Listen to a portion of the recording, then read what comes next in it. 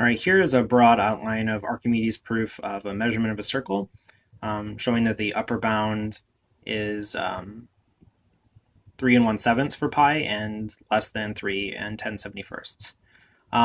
His proof really relied on two lemmas. This is a broad outline of what he did. The lemma 1 is basically for circumscribing the circle, and he shows that we can use a right triangle running from the origin to a point on the circumference. The length of that would be the radius, and then we can construct a triangle by construct a right triangle by extending that from A to C, and then we can bisect that by drawing a line from O to D, where D is a point between C and A. And what we're essentially doing is if we create similar right triangles all the way around the circle, we're constructing a polygon of shorter and shorter lengths. And he proved that we could continue bisecting this angle to make a polygon of smaller or shorter and shorter sides, and that will more closely approximate the area of a circle.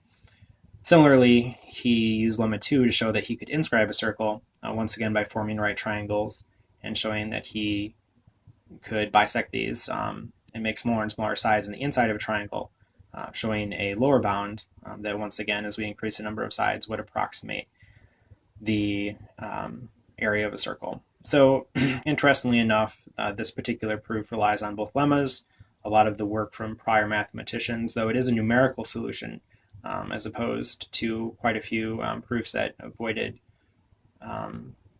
proving anything by numbers. So similarly, we have Liu Hui's method of inscribing a circle. He didn't circumscribe the circle at all, but he used a very similar method, and he also constructed a polygon of 96 sides to arrive at his numerical solution.